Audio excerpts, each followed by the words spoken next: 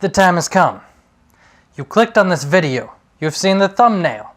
You know what the fuck I'm about to talk about. Now let's all be adults here, fanboys and haters alike. Both of you please shut the fuck up so we can discuss this in a mannerly fashion. Now, it's no secret, I love the Call of Duty games. I don't try to hide this. I'm stating this at the beginning of this review so you know that it's not completely unbiased. However, all the points I will be talking about are valid, and I hope you can see past the fact that I enjoy these games and see that they are valid. Now, it's no secret that I love the games, but I can also admit they've made many mistakes. Like looking at Advanced Warfare and how they implemented microtransactions using the supply drops, or how a lot of the games have done this endless stream of overpriced camos for weapons. But they also do some things pretty great, like even for Ghosts with the whole Snoop Dogg voice announcer pack. I mean, yeah, there was a gunny one too, but fucking Snoop Dogg, yo. You had Snoop Dogg telling you, Foshizi, you just got busy. Shit was awesome, okay? So, with that being said, Jayson's Judgements, I'm gonna judge a game.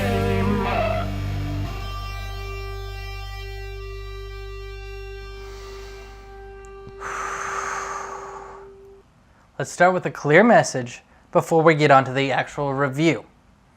Now, if you want to claim that this game is the same copy-paste bullshit, stop and take a look at yourself. Do you enjoy the Pokemon games? Assassin's Creed? Maybe Halo? Battlefield? But still claim this of this title? You're a little biased. And not in the good way. It's okay to defend your favorite franchise, but at least admit that there's a lot of double standard going on here, especially when it comes to Call of Duty. Now, if you've actually played this title and claim the same copy-paste bullshit argument, you're more biased against the series than most fanboys are towards it, and you need to sit the fuck down, the adults are talking. Now, if you've played this game and it's not for you, that's cool. Not everything's for everybody. I'm not saying everybody will enjoy this game. If you don't like FPS games, you're not gonna like this game. It's at its core, it's an FPS game. Now, Call of Duty Black Ops 3 takes major strides not only for the franchise, but for FPS games as a whole. It really revolutionizes the concept of how we do things. Now, first, we have to address the argument that you hear every time. It's the same company putting out the same shit every year. I mean, okay, sure, I mean your facts are wrong, but sure. It's the same publisher, Activision, that puts out promo material for it, that hires actors for things like promo spots and such, that puts out the promotional material for the game, that pays the developer to make the game, but it's not the same developer every year. And I'm gonna break it down for you. I got a list right in front of me. That's 4 different developers, 6 games from Infinity Ward, 6 from Treyarch, 1 from Sledgehammer, and 1 from Spark Unlimited. Yeah, sure. Same developer. Absolutely. Now, when Advanced Warfare was announced, so was the fact that this whole franchise was going to a 3-year development cycle rather than a 2-year, because before it was Infinity Ward and Treyarch taking turns doing 2 years, put out game. Black Ops 3 is the first title in the franchise to really be affected by this. And especially in the campaign, it fucking shows. This 3-year development cycle is the best thing that could have happened to the franchise as a whole. While Advanced Warfare had 3D movement even using boosts and such, and Black Ops 3 has a similar system, it's very different in the way it's executed. Same, but different. But still same. You get used to it and practice it in this new mode that Treyarch has designed called Free Run.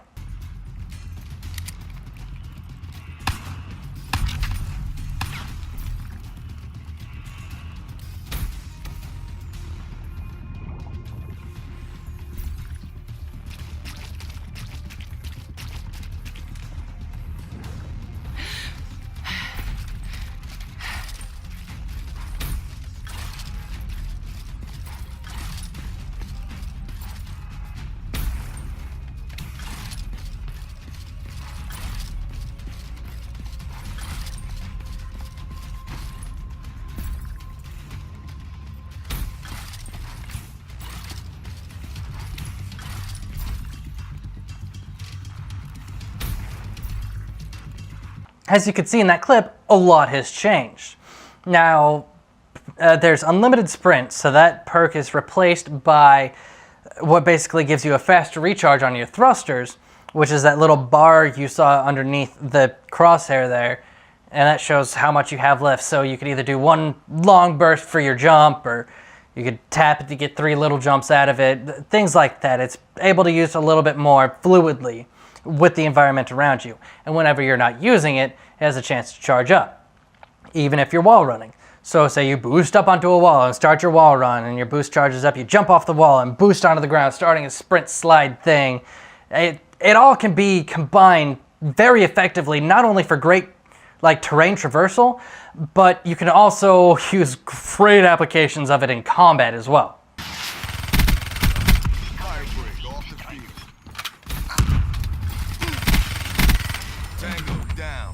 Yeah. In short, I fucking love this movement system. It's fucking fantastic. So, let's get started with the campaign. And if you've seen any of my other previous videos, you'll know that I won't be spoiling anything major from the story, which I'm holding very cautious in this case because this story is actually pretty fucking fantastic. Now, I will be talking about some things, but they're not stuff that are past, say, the first half hour. So you're good. There was kind of some of a cookie cutter story I expected, and thankfully you don't start out with these upgrades. It starts you off in your normal kind of warfare zone. You're a part of a Black Ops team. You got a buddy with you that you've been buddies with for a while, and you know where that story is going to go, right? Wait. It doesn't. They don't build him up for one mission just to kill him off. Yeah, shocked, right? I think maybe it's been a plot that all these companies have had together to have that one character in all their games where they're like, yes, we'll build him up and then we'll kill him off in the first story and no one will care, so that they will care about this one character. Now you're thinking, oh, how's my character supposed to be motivated? He's always motivated by the death of his friend. It's like, however, they still find a way to motivate you to get these upgrades.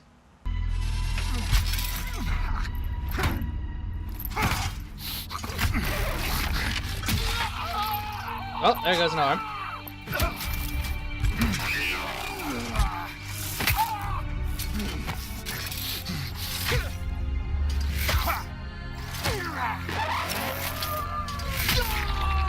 There goes the other arm. Jesus. After this, my favorite character in the game makes another appearance, and you've seen him before, but this time you realize, okay, he's going to be a major part in this story. And, like I said, he's my favorite character. Look at this dude. Brutal robots much? Fuck! I'm glad I'm recording this, so that I can, like, go through this frame by frame and see what the fuck all that just said. Hey, still with us? Welcome back. Taylor. Yeah. Do you know what's happening to you? State-of-the-art stuff back in the day. It'd go on to revolutionize a broad range of military and civilian applications. At least, it would have if the train had reached its destination.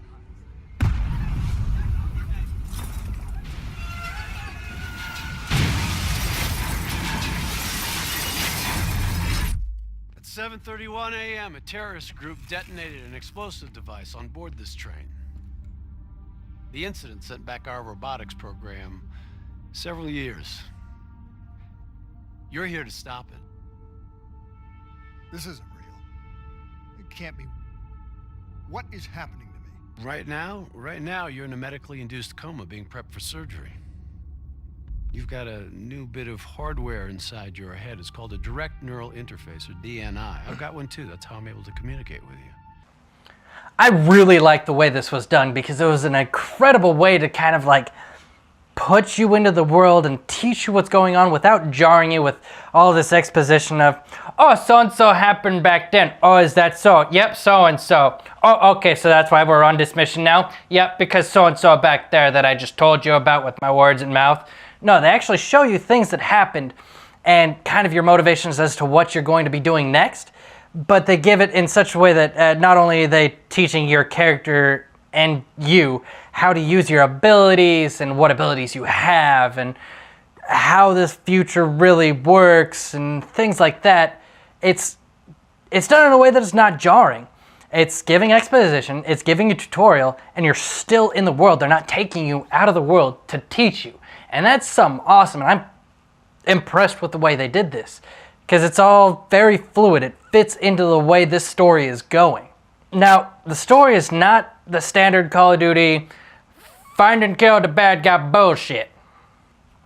There's a lot of underlying tones and messages that develop, and it really feels like there's actually an advanced story going on here, and there's several different arcs and different motivations. You start to question yourself as your character and why you're doing the things you're doing, and if what you're seeing is real, and if what's going on is real, if this is all just a figment of your imagination, or if that guy's really doing that because he's bad, or is he really not bad and you're the bad one, or is this whole world just a fucked up dream and you never really made it out of that mission, or just like all this kinds of stuff. It raises all these questions and goes into a lot of these different moral dilemmas where you're like, I don't know how I would react here if I was put in the same exact position as a person. And it's really interesting to see just all these characters. They feel like they have connections with other characters and better with some than others, and it all feels like a good story that's not just point A to point B to QTE to point C to end. In fact, there's not one single QTE. Shocking, right? Now, another thing that sets this campaign apart from not just other Call of Duties, but other shooters as a whole, is you have this staging area in between missions. And depending on where you are in the campaign is where your staging area is located. Now, in the staging area, there's actually a lot to do here. So, first we'll start with your bunk. You have different collectibles you can find in missions, large, medium, small, and they can be displayed in different places. A large poster, a medium dish or something, small things in different areas, and you can pick what goes where in its respective category.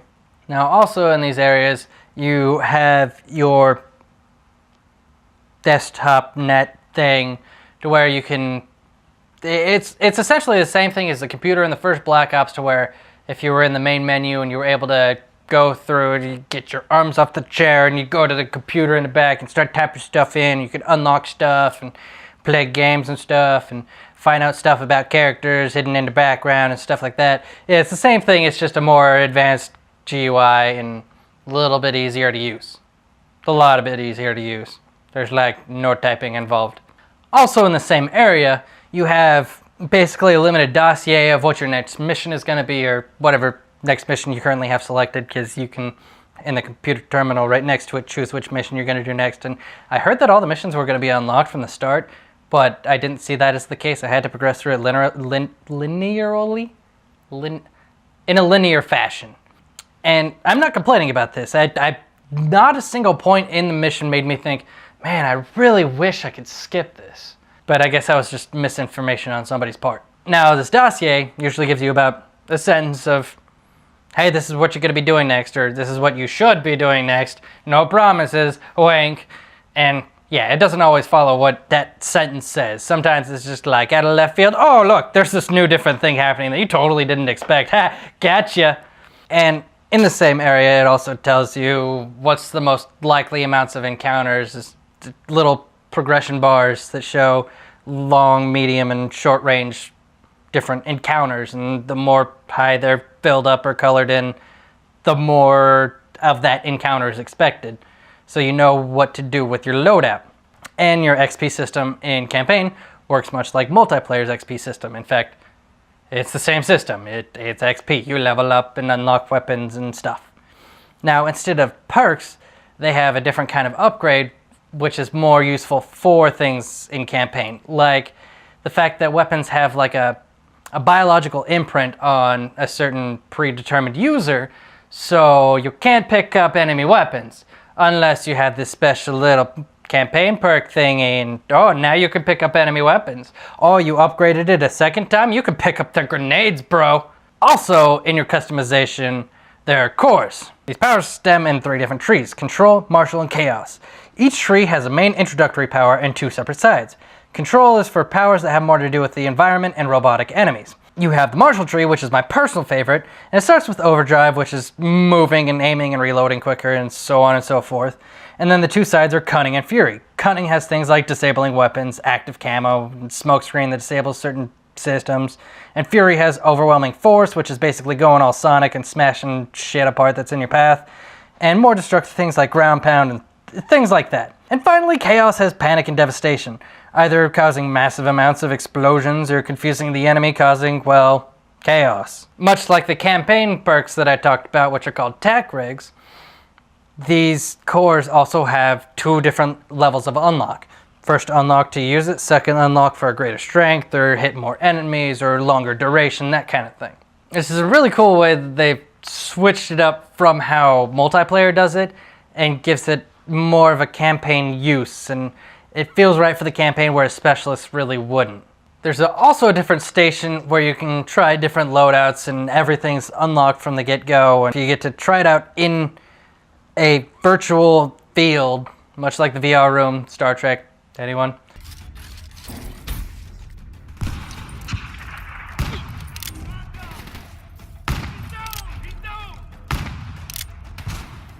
Now you can't do the VR training with the people that are with you, but you can all do it at the same time, just not with each other. On top of all this, the staging areas feel really alive, like they're actually a location in a place that exists, because there's not just all your equipment and stuff, but there's actual like NPCs who mop the floors and water plants and stuff, and the plants look great.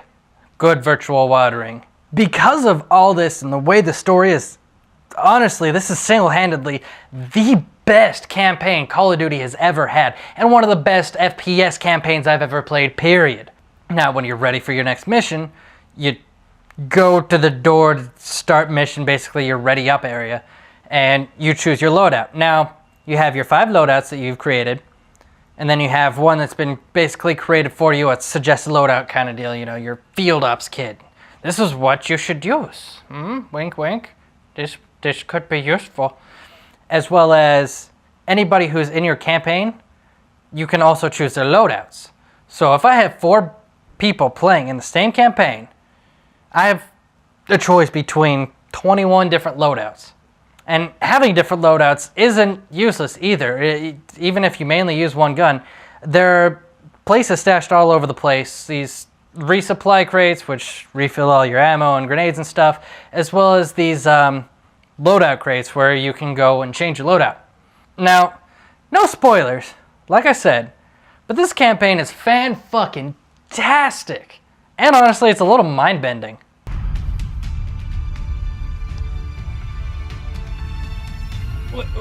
What?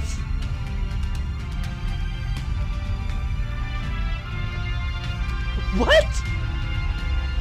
Now, it gets a little jarring at times, because if, say, you're not the person who initiated something to make the cutscene progress or things like that, then it does this really weird pull you into their vision kind of thing that seems a little too slow and too fancy. And like I said, it's a little jarring. Central console. Pull any data you can.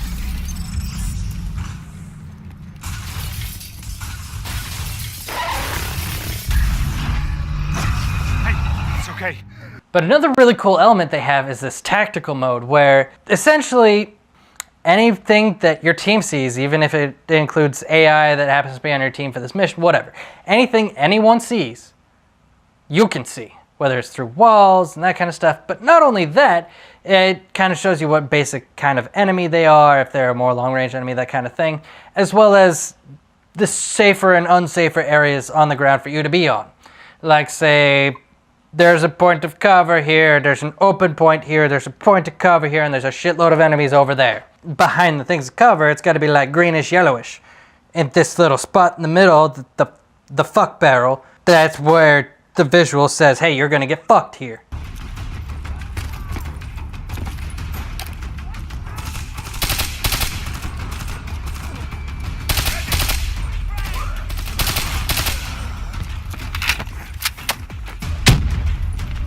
Also, apparently people complained about like breaching and stuff in the past games. You know, when you breach a door and everything starts to go in slow-mo and you have to take out targets and maybe you're on maybe 2 or 1 more and then it slowly speeds up. Yeah, I love that shit. That shit is awesome. And it feels like that happens too a few times in this campaign.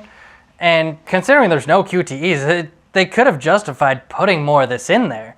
And they didn't. It's kind of a little disappointing, but the times where you do it, it's very justified, and it's a very cool setting. Now, we gotta talk about it. You know, it's not the most important thing to me, but I gotta talk about it because it is a factor. You know how long this campaign took me? Over 8 hours.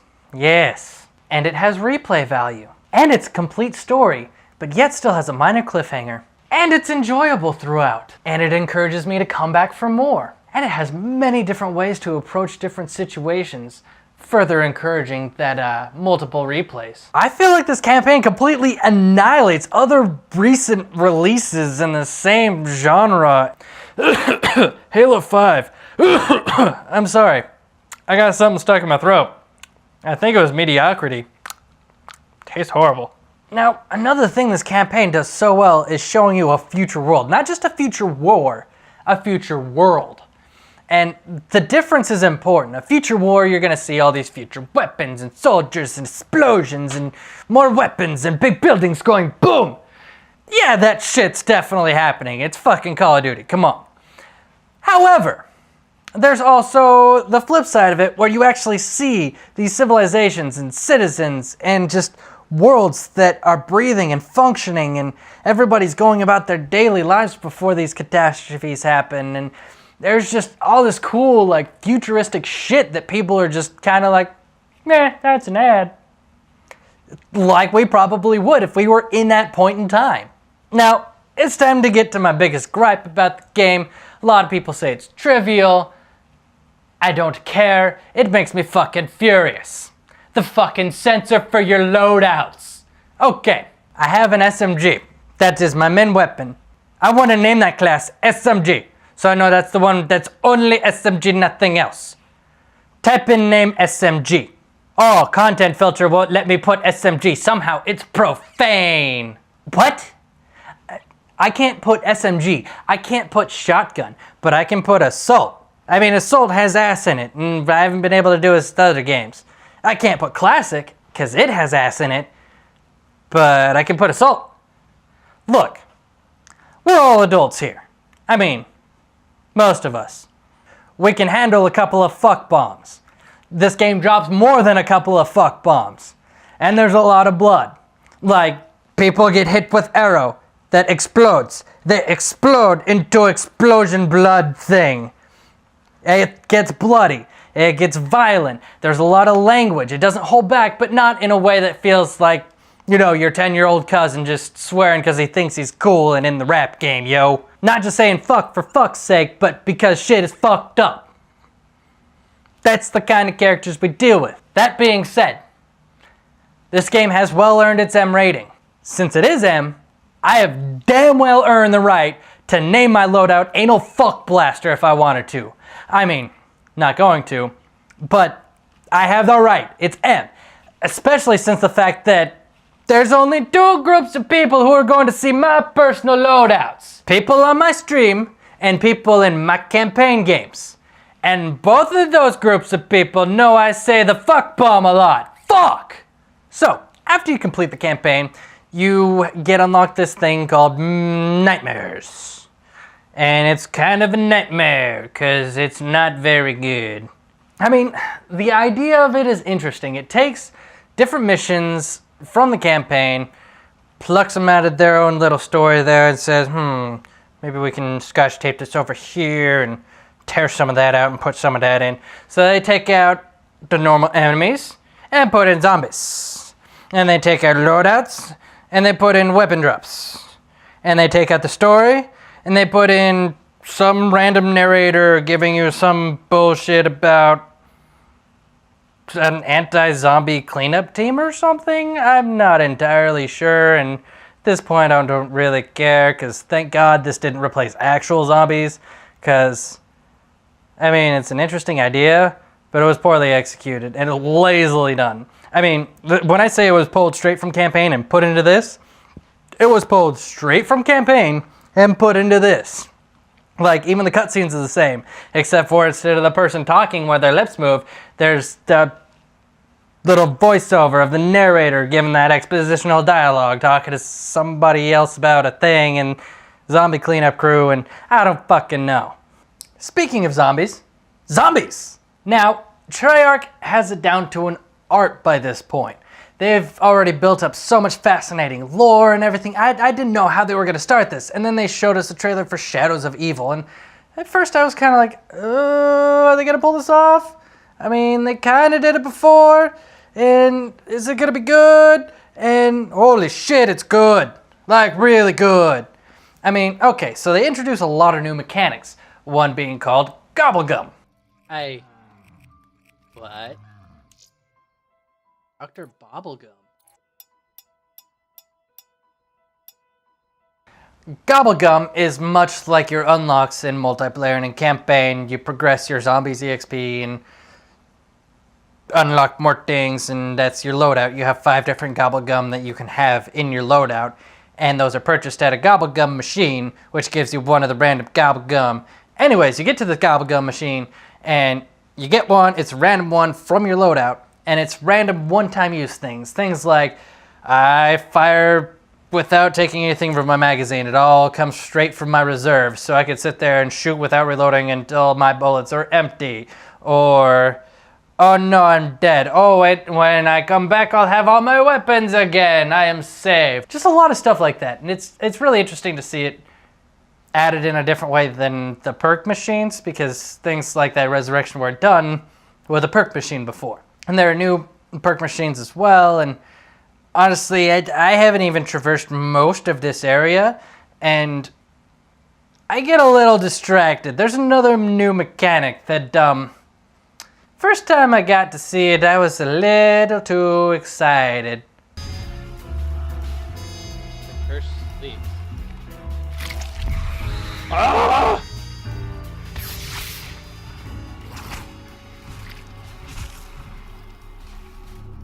I'm a squid thingy!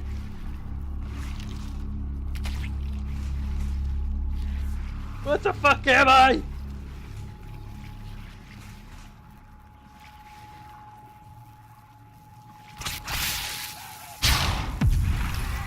I fucking love that thing. I don't even know what to call it. The curse.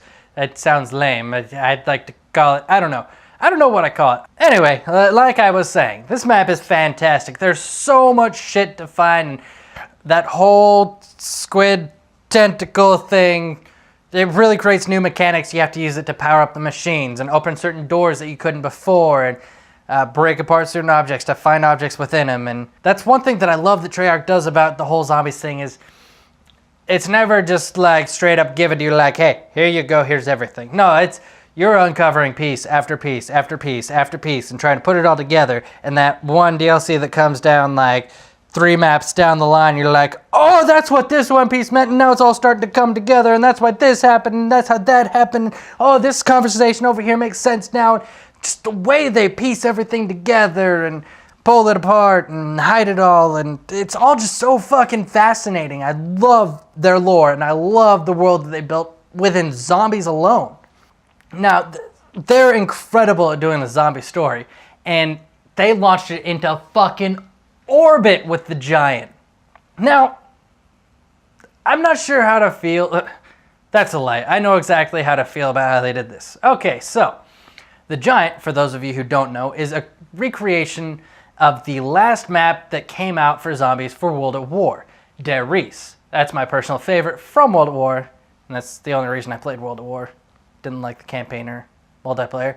Anyways, this map added a lot of new mechanics, and that's when they really got good at like the whole secrets thing and Easter eggs, and oh look, here's a thing over there, and here they start planting these seeds of different things that are going on in this world.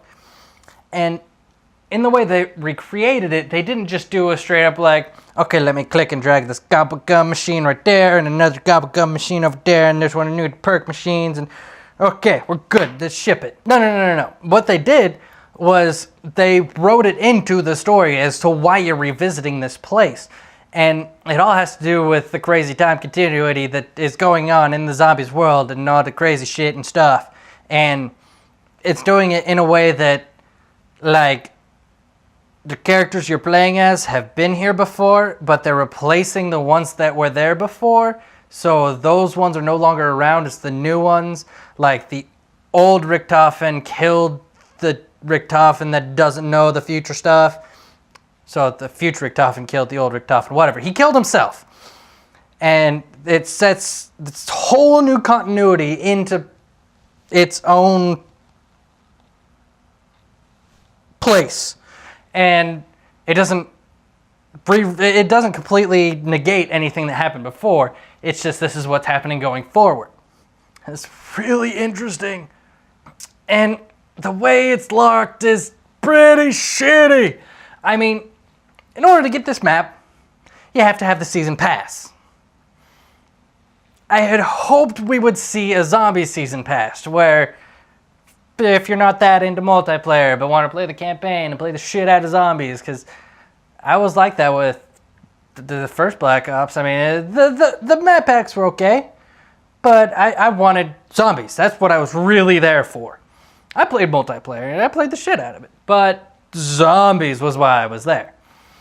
And I'd hoped to see some sort of like zombies season pass kind of thing going on, or seeing the Giant released as its own DLC would have been fine, its own little thing. But they didn't do that, and that's really disappointing and really shitty for the people who can't justify the purchase of the season pass but are still big zombies fans, especially with how much this map does for the whole continuity. Anyway, back to the point. I'm kind of disappointed to see this happen, and I hope to see zombies kind of a little bit separated from this whole season pass thing, or given its own season pass thing. I mean, honestly, I would buy the two separate season passes. I'd just like to see it cater more to both sides instead of like, it's more of a value for multiplayer players at the moment, where you get 4 maps plus a zombies map. I'd like to see them separately priced. Now, multiplayer. As a bonus, we get Nuketown with a 3 because they're cool and hip and it's the future and we use numbers and words or something. I mean, yay. It's okay. It's just Nuketown again that we've seen the 3rd time. There was another map that we could have seen a 3rd time that was in Black Ops 1 and 2, and actually is a great map to see how this whole 3D movement thing would work, and that's Firing Range. But no, Nuketown has the name recognition, so we gotta do Nuketown. Nuketown! Yay! Now, all the other maps, they're pretty great. I mean, some are better for other game modes than others, and they're all not superb for domination, which is kind of disappointing because that's my favorite game mode. I mean, all of them, you have A, B, C. There's no like way to hold A and C. You gotta have A and B or C and B. And most of the people you get paired up with, they're absolute fucking idiots. They're either people who act like they're in a TDM lobby instead of a Dom lobby. Oh, I gotta sit over here and I'm just gonna get a shitload of kills and I'm not actually gonna be help to your team, but I'm just gonna get all these kills and harvest all this XP and you can't do anything about it and I'm just gonna sit over here and I'm gonna be useless. Either that, or you get the morons who are like, okay, we got A, now I'm gonna go to C. Oh, we got C, now I'm gonna go A. Oh, we got A, now I'm gonna go C. Oh, we got C, now I'm gonna go A. I'm not totally gonna count that apart against from Treyarch and stuff, because, I mean, it's not their fault that people are stupid and shitty, but they kind of designed it a little poorly for domination. So, we have 4 playlists. We have Core, Hardcore, Bonus, and Arena. We'll get to Arena later. First, let's talk about the other ones. Under core, we have TDM, free-for-all, domination, demolition, kill confirmed, hardpoint, capture the flag, search and destroy, uplink, and safeguard. Uplink showed up in Advanced Warfare and is still a shitload of fun. And Safeguard is new to this game and is basically an escort mission. Now, don't groan just yet. It's actually pretty damn fun. For hardcore, we have TDM, free-for-all, domination, kill confirmed, search and destroy, and capture the flag. And then in bonus, there's Gun Game, Ground War, Mercenary Mosh Pit, and what used to be the Nuketown playlist is now Chaos Mosh Pit. Okay, first, I fucking love Gun Game, but no parties, which makes it useless because it's fun with friends. And I don't want to play with one friend and a shitload of AI because that's just stupid. Or I could, try to join a game and hope there's a spot for my friend, see if he can join before other people's spots fill in, see if there's actually... It's stupid. Let me take at least, one other person into Gun Game. It's not going to cause any problems. Now, my second multiplayer annoyance. That doesn't have to do with people being shits. Chaos Mosh Pit. I just wanted to see Mosh Pit. Much like Mercenary Mosh Pit, which is all maps and modes, and it's all mixed together. Whereas Chaos Mosh Pit is just the small maps and the more fast-paced modes, which is cool, but I want all modes. Or at least more modes. And Mercenary Mosh Pit, which is more modes and more maps. Yeah, no parties. What the fuck? So the 2 out of the 4 that I actually want to take my friends into, I can't take my friends into. Thankfully, these are my 2 main annoyances. I mean, that and that stupid creative class naming bullshit, and the fact that we're still using NAT type in 2015 on fucking PC. And finally, we got a title that has dedicated servers everywhere. Before I talk about Arena, I need to cover the specialists. There are 9 specialists in total.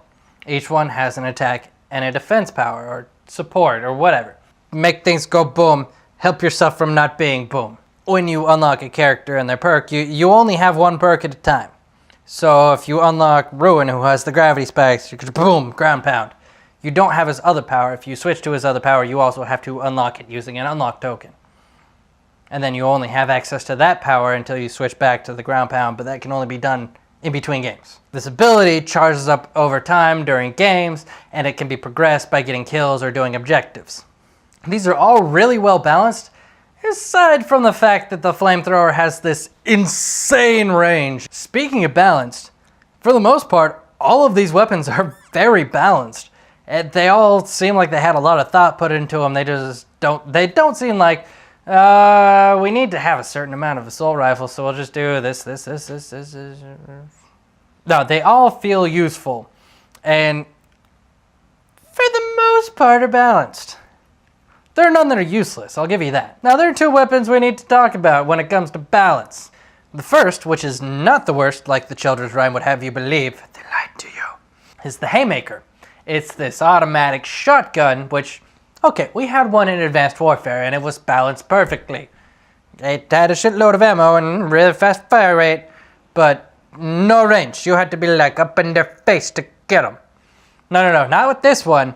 I could be saying hi to my buddy at the other side of the football field and say, hey, here's my Haymaker, and boop, headshot. Yeah, this shit has insane range. However, that is not as bad as this other weapon I'm about to talk about. It's the Drakon. It's a sniper rifle with a 20-round mag,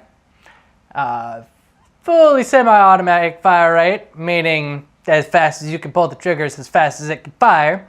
Instant 2-shot kill no matter where you hit them, and it doesn't matter if you have a silencer on or not. You can put a red dot on it, making it more effective than the most effective LMG, which is also a 2-shot kill but has a slower fire rate. The thing is an assault rifle with sniper rifle versions of damage, and it needs to be nerfed to oblivion now. Now, I like how weapon attachments unlock, where you have to get kills with the weapon and progress this experience. Don't like how everything else unlocked works. First, you have to get to the experience level to unlock the thing, and then you actually have to use a token to unlock the thing. No, stupid. XP or token, not both. No.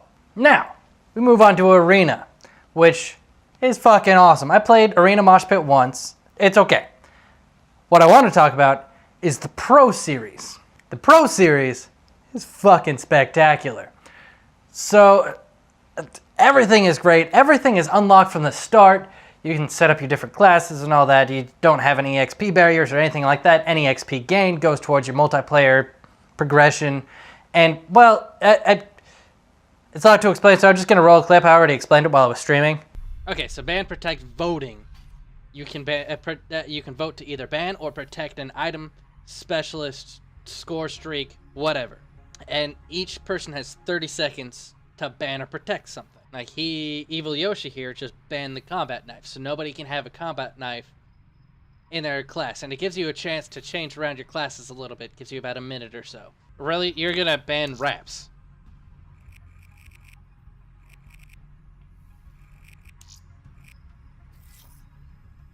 Fuck the Drakon. Now you have a specialist draft, where you choose your specialist and power. He's got glitch, which means nobody else on our team can use glitch. So now everybody's picked their specialists. We have a chance to mess with our classes. And it's, there's a couple of different game modes that are in it. It's great. I fucking love it. Now, another part of multiplayer that I feel isn't getting enough attention is cryptic keys. Now, there was something that happened in a recent big title where you unlocked things for multiplayer as well as things like calling cards and emblems and such. And they were microtransactions. Not in this one, no. The only way you can unlock them is by progressing in-game. You get cryptic keys for completing each game, and you can either buy these supply crates for 10 or 30 cryptic keys. Then you get stuff. You cannot pay money for stuff. You have to pay with your time, which is awesome. Now, there's kind of customization for your character. Getting kills with a certain specialist will progressively give you more chests and headpieces, and then at a certain point you have to get kills with certain abilities, and so on. But they don't really have a lot of customization to them themselves. There's different, like, details that you feel like you should be able to change, like stickers and such like that, but you can't, and it's kind of really lame, and most of the pieces are really samey. There's some that stand out, usually the ones a lot further down the line. Now, I gotta bitch about it. I have for so many other games. I bitched about it when this beta came around, and I hoped it would be fixed, and it wasn't fixed. Just about all the weapons sound like complete ass. Why? Why are games doing this now? Maybe I was spoiled by Advanced Warfare, but all the weapons sounded fucking powerful. Again, FPS. Weapons are the forefront. That thing that not just visually but auditorially, they're the forefront. Your weapons need to sound powerful, and they don't. I mean, there's like 2, maybe 3 that sound like they actually shoot bullets. The others sound like fucking airsoft weapons. As well as like concussions and flashbangs. You'd expect something that is loud enough to, I don't know, fuck with your senses, to make you not able to hear for a sec, you know, do the whole Private Ryan thing. You'd think it'd sound powerful. Nope, it sounds like a grandma spitting in a paper cup. And speaking of those things, they either last way too fucking long or affect you way too fucking much. You can barely move. For some reason it affects your fucking thrusters, and it lasts for way too long. Now, there are a lot of extras packed in as well. You have your calling cards that you unlock doing shit. You have your combat record where you can go through and look at all the different medals you've earned, all that shit. You have the paint shop for weapon camos. You have emblem creator. You can view other people's created media. Oh, and theater is back. Kinda. It's very broken at the moment. And yeah, we have theater mode back. Although, it's broken.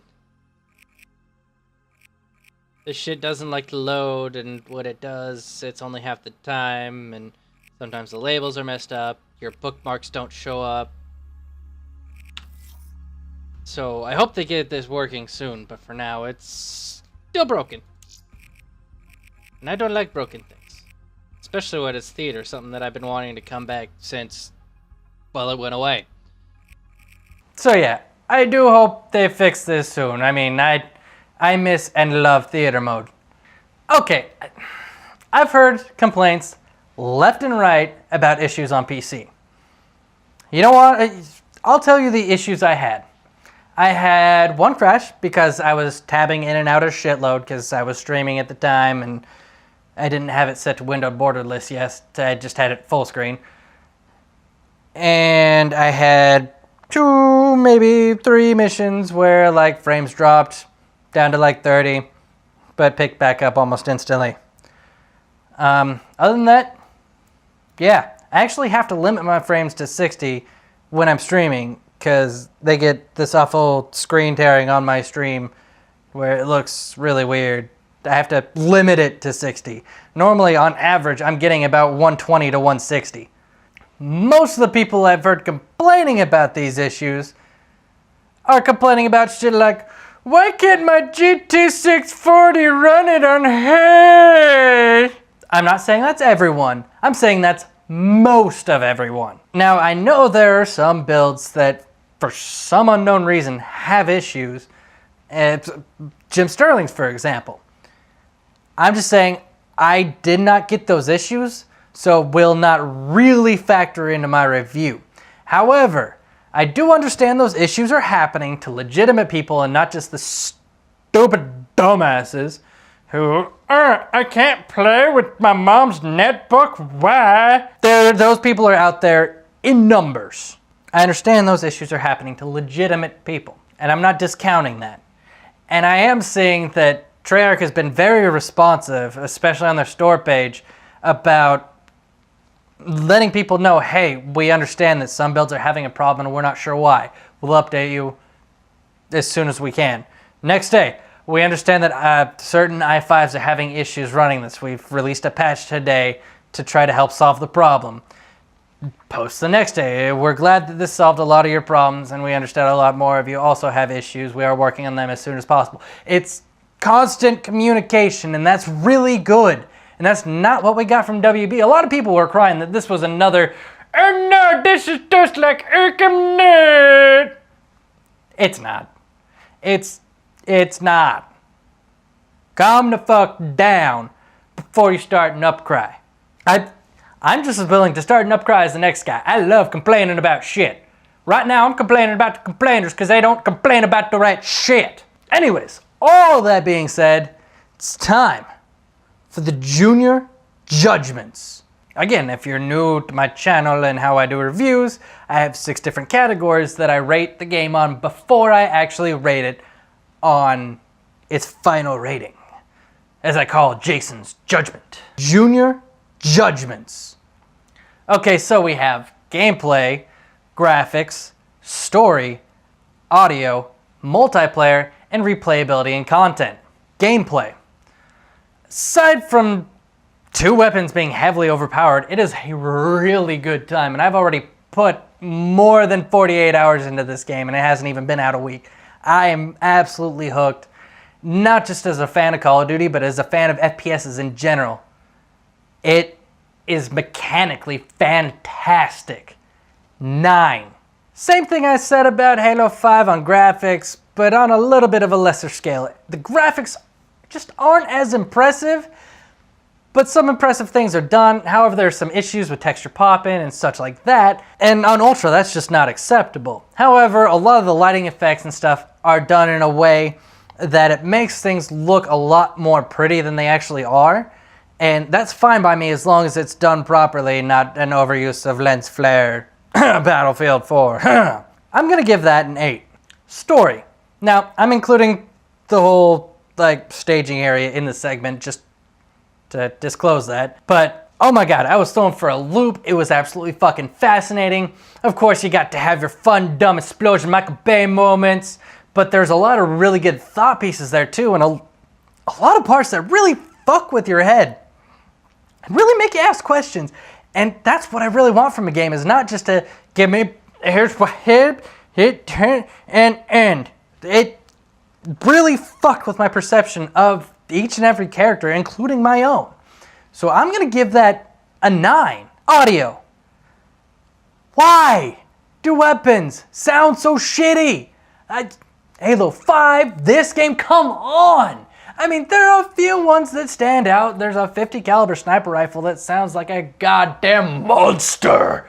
But other than that, everything sounds so fucking weak. However, explosions, the atmosphere, the music, it's all really good. So that bumps it up to a 7.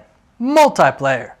This is the most fun I've had in a Call of Duty in a long time. I mean, a long time. I'm even having fun in Team Deathmatch, and I never play Team Deathmatch. And it's a little imbalanced, but I have no doubt that these issues will be fixed, and those weapons will probably be a little too nerfed. I mean, people are shitty, but you can't blame Treyarch for the cesspool of the human nature.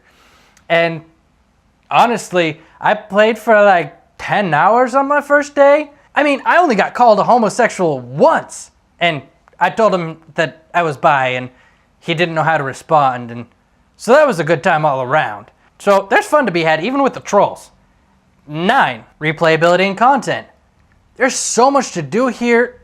Although Nightmares is lazily done, it has incredible replay value. I'm gonna give it an 8. Now, you're here for this final bit. Jayson's final judgment. Now, out of 10, I give this game an 8.5. Yes, I'm doing 0.5s. I talked about it last time. Shut the fuck up. I wanted to give this game a 9, but the lazy execution of Nightmares and the fact that there are some people having issues on PC out there with legitimate problems, as well as the fact that theater mode is absolutely unusable at this moment, that's what knocked it down half a point. These issues didn't happen with me on the PC, or else it would be lower.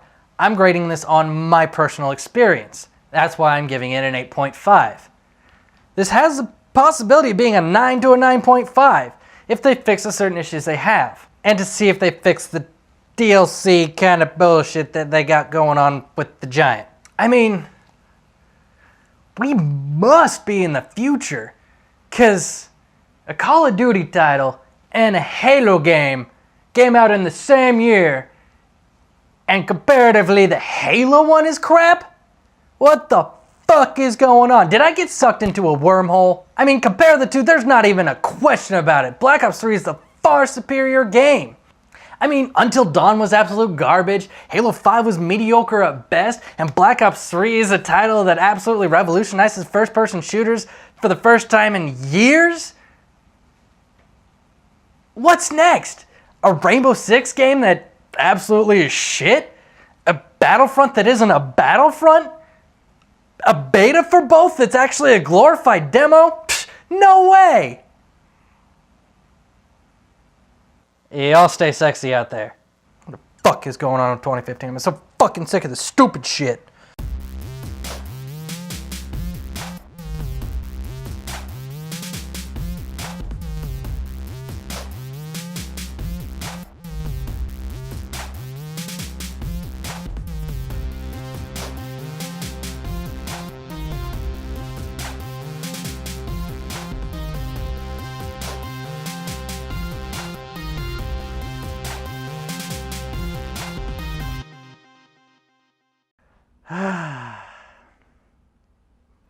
If I seem a little agitated, it's because I am. I just spent a good hour and a half recording, and the camera died as I was trying to shut it off because I was already finished, and I was waiting to hit the button to make it stop, and since it died in the middle of recording, it was still right into the SD card. It's all fucking corrupted! God fucking damn it! Okay. Woosah, and let's get this motherfucker done. I won't be doing any major spoilers.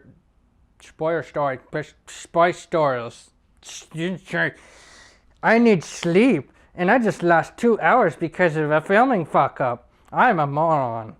I'm losing my mind. 7 coffees in, still not ready for the bullshit of losing that 2 hours of footage. I was done. Now, I'm losing my voice. Fuck. Why am I yelling at my phone?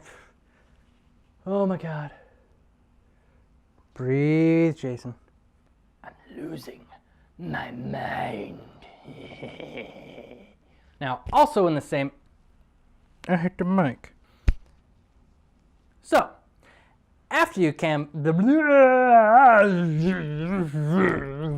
I don't even know what I'm doing. I'm fucking lost. I should have gone to sleep like 4 hours ago, but I started filming like 3 hours ago, and then I lost like 2 hours of footage, and I had to go lose my goddamn mind for a little bit, and then I started recording again, and that was a mistake. I'm gonna shut up now and keep filming and keep making the mistake. After I drink some Fanta. Delicious orange Fanta. I'm not sponsored by Coca-Cola. Although I wouldn't mind it if you wanted to. Aha!